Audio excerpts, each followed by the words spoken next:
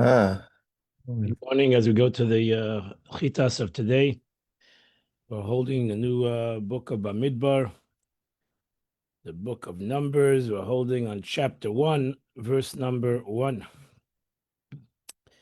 Vidabah Shalom Moshe Bamidbar Sinai, and God spoke to Moshe Rabbeinu on the mountain of Sinai, the desert of Sinai. Be'el Moed in the tent of meeting, the Beis Hamikdash, the Mishkan, Be'echal HaChedesh HaSheni. On the first day of the second month, Bashana Hashenis, in the second year, L'tzeisim Eretz Mitzrayim, the second year of going out of Mitzrayim. Rashi says, Mitechi Basan, because the Jews were so dear to God, he counts them at every point. When they left Egypt, he counted them. When some of them fell during the incident of the golden calf, he counted them to know how many there remain.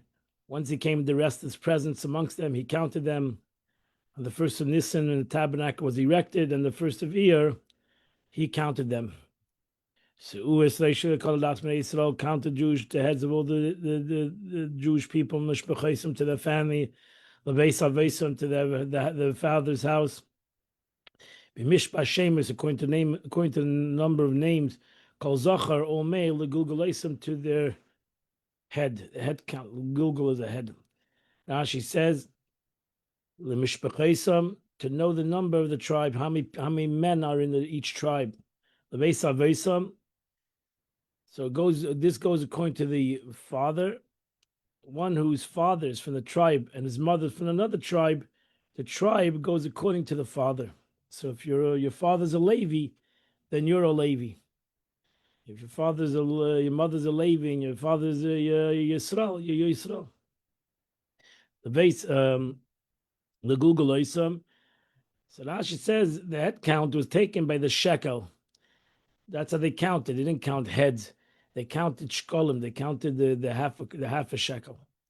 Ben Asen Shalom Amayla, from anybody who's 20 years and above. Go out to the army, the Yisrael. Tifkudoisam, you should count them. Litzavoisam, to their legion. Atavarin, you and Aaron. Now she says this tells us that nobody's fit to go out to war under 20. In each tribe, there needs to be the head of the tribe. Now she says when you count them, the prince of every tribe must be with you. And these are the heads of the tribes. To Ruvain was Elitzur ben Shdeir. The Shimon, to the tribe of Shimon, Shlumiel ben Tsurishadai. Yehuda, to the tribe of Yehuda, was Nachshon ben Aminadav. Yisachar, to the tribe of Yisachar, was Nasana ben Tzur. Zvulun, to the tribe of Zvulun, was Eliyahu ben Chelan. Lebnei Yosef, to the family of Yosef. Lephraim, to the tribe of Ephraim, was Shama ben Amihud. Lemenashe, to the tribe of Menashe, was Gamliel ben Bedotzer. Levinyamin, to the tribe of Binyamin, was Avidam ben Gedoni. Ledan, to the tribe of Dan, was Achiezer ben Amishadai. Le'asher, to the tribe of Asher, was Pagiel ben Achron. Legad, to the tribe of Gad, was Eliasaf ben Du'uel. Naphtali, to the tribe of Naphtali, was Achira ben Einan.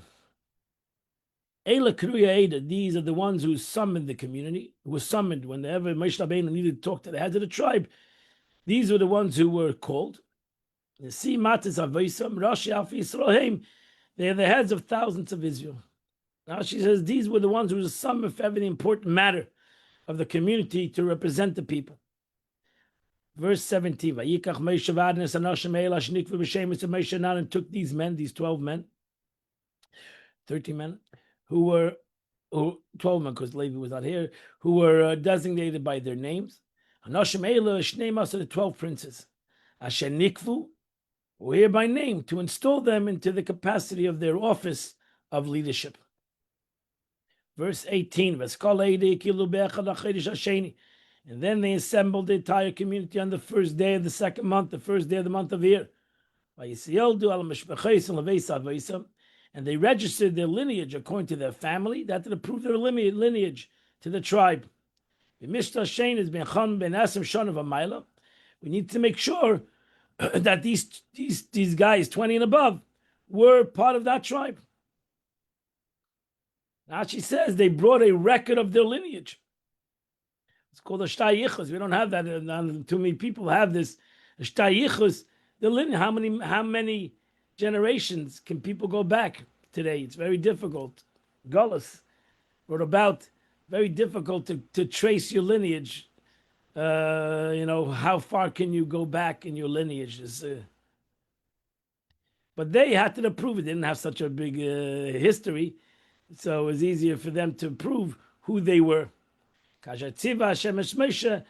God commanded Moshe, Vayef Kedem, and they were counted b'Midbar Sinai in the desert of Sinai.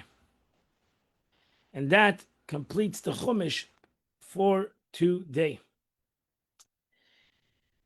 As we come to the end of Tanya, Alter Rebbe is talking, he started yesterday, the 52nd chapter of Tanya. He goes through a very difficult Kabbalistic concept, Chassidic concept, which is the concept of Seder Shtalshus. You really have to learn many Maimorim, discourses of the Rabbeim, to be able to come to understand these concepts in depth.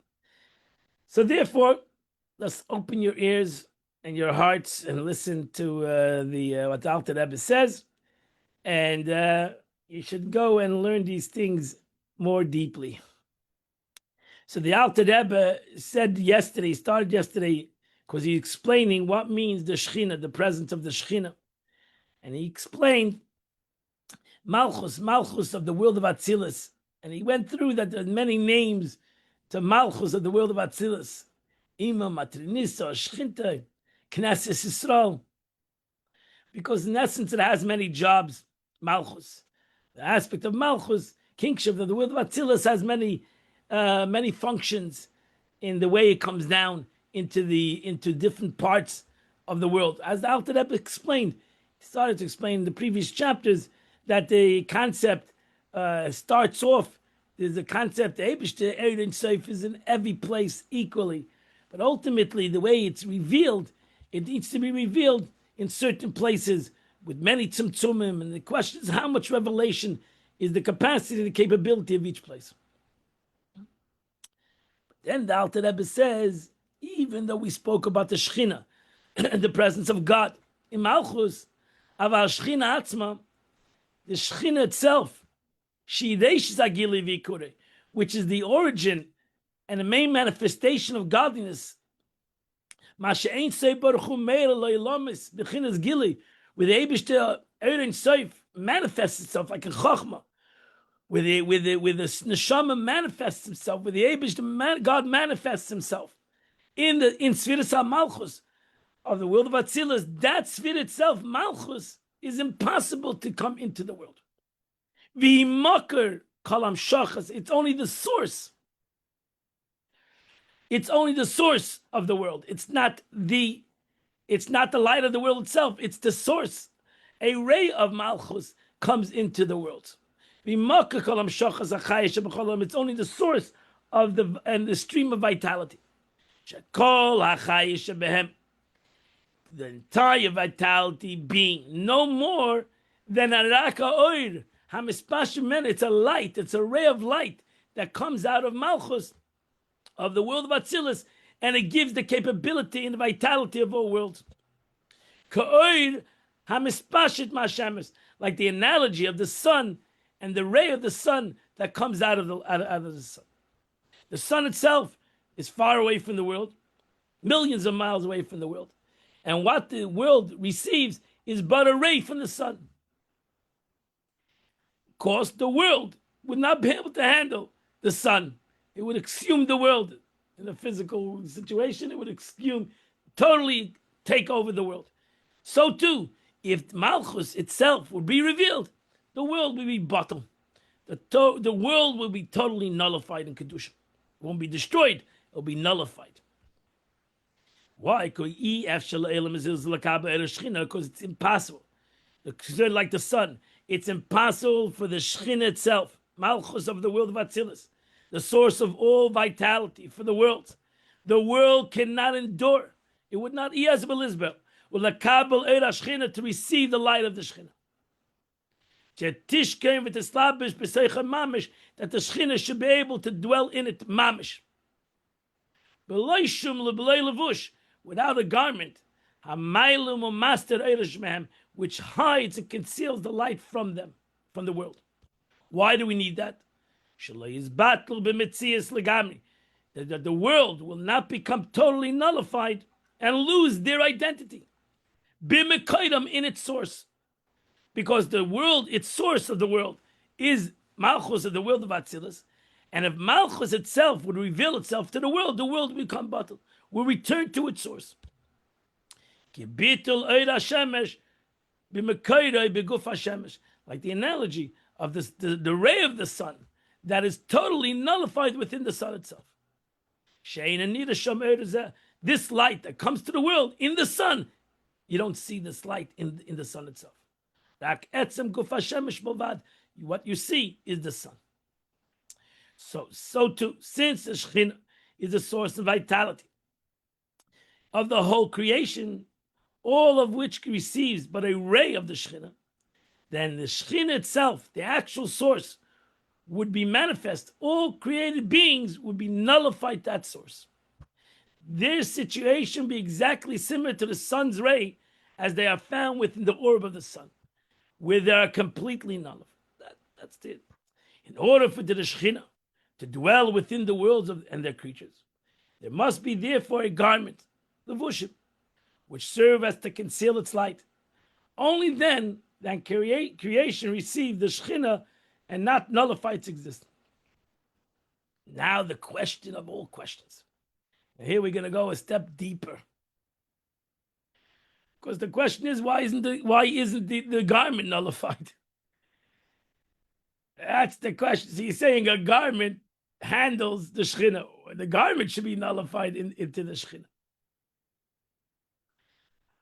So by what manner of the garment can possibly conceal the Shekhinah, yet itself not be affected by it, so that it will become nullified? How can you have a garment?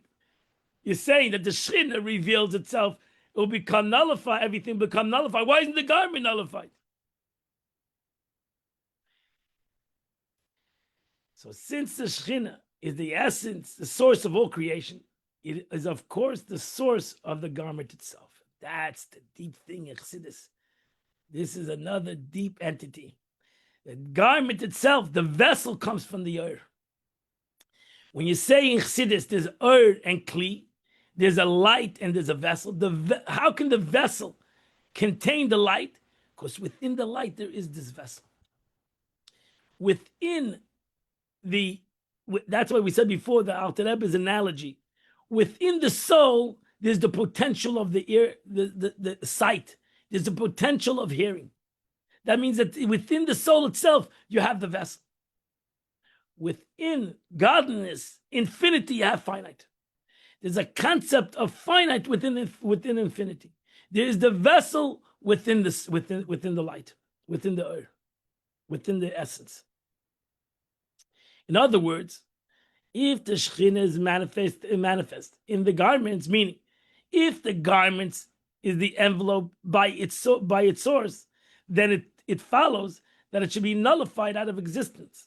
Just as the sun ray ceases to exist within the body of the sun. In fact, this will make the garment cease to serving as a garment to conceal the Shekhinah. Now, Alter Rebbe anticipated this question by stating that garments is God's will and wisdom. God wanted the garment.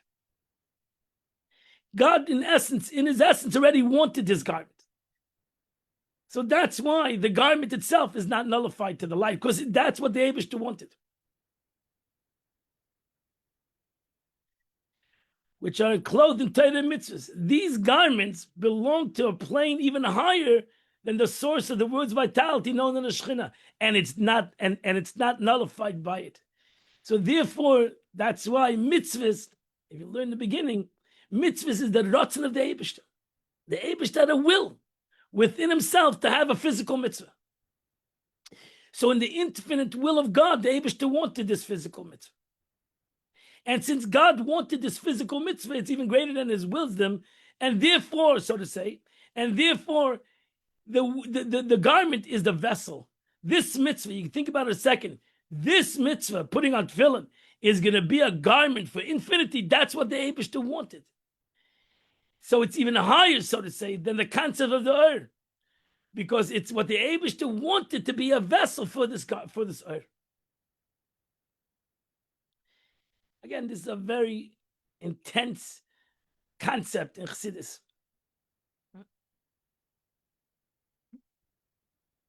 So that's why Esava Kodesh Baruch Hu did it b'tartonim. When you say the beginning that the Eibishter had a desire for this world, so we say in Chassidus that all the worlds, even the spiritual worlds, were all created for this world. Why? Because the Eibishter, the spiritual world is all a revelation of God's light. The physical world is a revelation of what God's ratzin, what is true will.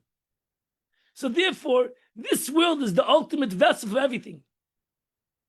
That's why this world elevates everything. And that's why ultimately Chassidus explains that in this world is revealed everything.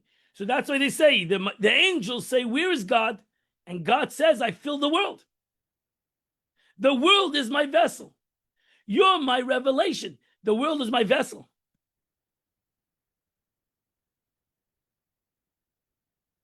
This is the concept over here. So, however, that's the Rebbe. According to this explanation, the question becomes even stronger. If creation cannot receive the light of the Shekhinah, then surely it cannot receive the garments, which is even higher than the Shekhinah. So the Rebbe says, answers by the Alter. The Rebbe says is answered by the Alter Rebbe when he says, only that which descends by the means of obscuring graduation. This means, since God's will and wisdom is found in Torah and mitzvahs descending in levels of the worlds, be able to clothe himself even in material things, they therefore serve as garment. That was the will of the HaKadosh Baruch Hu. That this tefillin, this dime that I'm giving tzedakah, this should hold within it the Oid Ein Sof. That was the will of HaKadosh Baruch Hu. You can't ask a question on that. You can't ask a question on the will of God, like you can't ask a question on the will of a person. That was God's will. So God said, that's why you cannot come up with a mitzvah. That's why the Torah says, Lo Yisaysev v'lo Yisigra. You can't come up with a mitzvah because you cannot take something physical and make it godly. Only the Eibishter Zeratzin, that's above even seichel, that's above even intellect, can say that tefillin becomes godly. No human being can say that. And that's why every bracha, we said, the Alter Rebbe said before, when we make a bracha, when we do a mitzvah, make a bracha, shekinishanu b'mitzvaysav v'tzivanu, that the mitzvah sanctifies us. The mitzvah elevates us to a level that we would never, ever be able to do on our own. Because how high spiritually a human being will come on his own is nothing in comparison to the putting on the tefillin. Because how high a human will go is his capabilities. When you put on tefillin, you're doing God's capabilities, not doing my capabilities. I don't understand really why I'm putting on tefillin. I'm doing it because that was the ratzon of the Eibishter. That's what the Eibishter said, that this tefillin is going to be able to clothe the Eibishter himself. Because that's what the Eibishter wanted. So within God's infinity was found the tefillin. Because that was the real ratzon, that was the real taiva. So that's why, again, we left the book of Vayikra. We can understand when the Eibishter says nachas ruach. Taking an animal and shechting it is a nachas ruach. Yeah, the Eibishter says that's what the Eibishter's ratzon. Whether you comprehend it or you don't comprehend it, whether you feel it, you don't feel it, that's why it's God's ratzon. It's not my ratzon. I might not feel it. I might not comprehend it. But that was the ratzon of the Eibishter. That was the will of God. And I want to connect to God. I want to connect to God. And God says, here, I'm giving you something to connect to. The tefillin, the mezuzah, the kosher animal, whatever it might be. That's the connection, because that's my ratzon. You want to have your own journey, gesundheit, to seichel. Ladas Hashem, no question of a person's own journey, where he goes and he learns and he studies, all his journey. But the mitzvah is God's journey.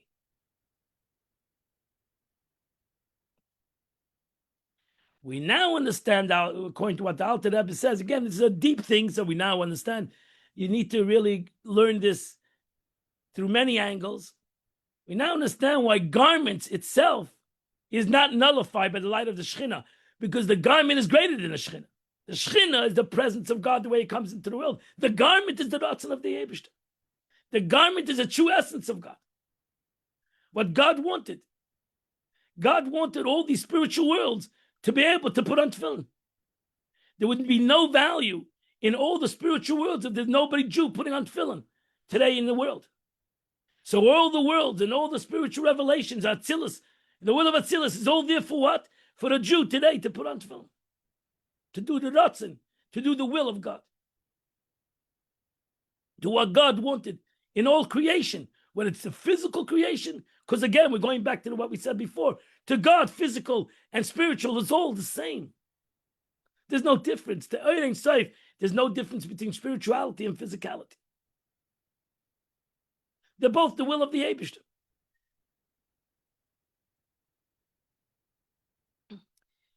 As how created beings can receive this garment, and now the Eibishter did not only create garments, he made tefillin. The Eibishter said, now you put on tefillin. I came up with tefillin. That's my idea. Now I'm asking you to put on tefillin. You take that garment and make it your garment. That's when the Eibishter's garment becomes my garment. And we become one in essence. Receive this garment within yourself, for none other than God's will and wisdom, which is enclosed in the Torah mitzvahs. There's nothing greater. There's no greater unity between a human being and God without a mitzvah. Again, you can have a unity in Seichel, which is also unbelievable. Talmud Torah can call them, but that's the concept of the mitzvah of Talmud Torah. When you learn Lishma, then Talmud Torah can call them. When you learn Lishma, when you mevatel your own intellect to God's intellect, then there's no greater unity in the mind, no question about it. But there's no greater unity in Torah mitzvah. That's why in that aspect, Torah mitzvah come to the same. The mitzvah of learning Torah and the mitzvah of putting on tefillin is all the mitzvah of the Eibishter. They're all the mitzvah of God. Mashallah, that's the Alter Rebbe explained, because the Alter Rebbe started Tanya in the beginning of Tanya, that levushim, the garments, are mitzvahs. What is this garment which is able to conceal and clothe the Shekhinah, yet itself be completely, will not itself be completely nullified within its life, in its light. The will not be nullified in the light of God. That was the will of the Eibishter. In God's will, He already created the mitzvah. He already had within His will this mitzvah, the putting on tefillin, keeping kosher, whatever the mitzvah would be. Within His will, He had this mitzvah. And now He said, this mitzvah, this lavush, is greater than, because it's going to be able to handle the mitzvah. It's going to be able to handle the earth.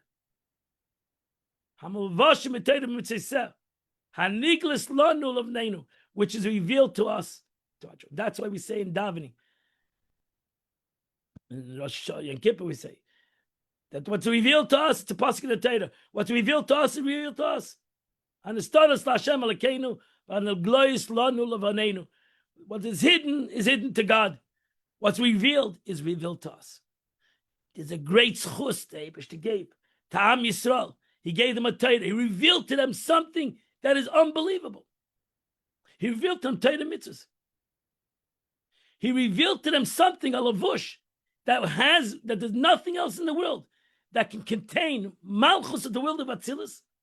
Nothing in the world can enclose itself the true aspect of godliness in its existence. It has to go through many contractions besides a mitzvah, besides learning Torah. Besides a mitzvah, besides learning Torah, nothing in this world can be a lavush. It can have a revelation, but it cannot be a lavush. It cannot be a garment for that essence. Only Torah mitzvah. Because the Torah comes from the wisdom of God. Which is the wisdom of HaKadosh, Chachma, the higher level of wisdom. The le'ela ma'amas galga. When you say Chachma, when it says supernal wisdom, it means that it's higher the world's manifestation. It's a wisdom that comes higher from the world of Atzilus. It comes from the Eibush himself, the Chachma of God. And now every human being, every Jew, can connect to that wisdom. As I mentioned earlier, the Shekhinah refers to the initial stage of revelation, for which reason it's called the world of manifestation. Since Chachma means the highest supernal wisdom is entirely beyond the plate of revelation, it is therefore immersively higher than the Shekhinah itself. So therefore, we should realize we don't need to connect to the Shekhinah, to Malchus of Atzilus. We connect to God. Oh, it ain't safe. We go straight, we learn Torah. So the Eibush, God gave us a tool to jump all aspects, to go connect to the Eibush himself by learning Torah, by doing a mitzvah. We connect to the Eibush himself. We don't need the worlds, the spiritual worlds. We're connecting to some place much higher than the spiritual worlds. Because the Eibush is a Chacham, but it's not the Chacham of Atzilus. What is the Chacham of Atzilus? The wisdom of the world of Atzilus to God. Garnished. It's not even in the same realm. So it's a whole different Chacham. As I said before, again, the Alter Rebbe is drilling within us that we should realize that when we learn Torah, we're not connecting to Eid of Atzilus. We're connecting to Eid Ein Sof Baruch Hu. She'Eid Ein Sof Baruch Hu meluve she'meyucha b'chachmila v'hu yitzbar v'chachmas yechad. And as previously explained, the infinite light of the blessed Eid of Sof is enclosed and united with the supernal wisdom, and he in his wisdom are one. Thus, Chachma, as well as other levels, divine intellect, such as Bina, Dat, are far more superior to the level of light of the Shekhinah. They are therefore able to serve as garments, concealing the Shekhinah within it, being nullified and not being nullified, without being nullified by its light. But how can divine intelligence serve as a garment? And how can a created being accept this garment when it's in fact loftier than the Shekhinah itself? The Alter Rebbe is still bothered. The Rebbe now answers this question. Actually, only since this is because of the supernal wisdom of the Torah has descended by means of obscuring gradations from the higher grade to the lower grade, until until it ultimately came into a physical thing, which is the 613 commandments of the Torah. And this 613 commandments of the Torah became the ultimate levush, the ultimate vessel for the ultimate concept of spirituality in all worlds. And that completes the Chumash, the Tanya of the day. Today is the 27th day of the month, which is chapter 120 to chapter 134 in Tillim. My dear friends that are we'll say the Yom Yom. The Rebbe writes on the 27th day of year, my father, Frierdiker Rebbe said, my father related that he heard this from his father, quoting his father, who was the third Lubavitch Rebbe, the Tzemach Tzedek, who heard it from his grandfather, the Alter Rebbe, referring himself to the son of the Maggid, his Rebbe, and his grandson of the Baal Shem Tov. So the Alter Rebbe used to refer his father, who was a spiritual father, the Maggid, because the Alter Rebbe, the Maggid was not the Alter Rebbe's father, and he used to refer to the Baal Shem Tov as a Zayda, as his grandfather. It was not his paternal grandfather. It was his spiritual grandfather. So you see that your teacher, you can call your father, and you can tell sometimes your teacher your grandfather. Have a wonderful and beautiful day, my dear friends. And Emir Shem at 10 o'clock at Chabad. We're learning at Chabad. You can come to Chabad House at 10 a.m. We'll continue to learn Chassidus, Tanya, either here or on Zoom. And Emir Shem will see you all tomorrow, 8 o'clock. We'll continue to learn the Chitas of the day. Have a wonderful, beautiful day.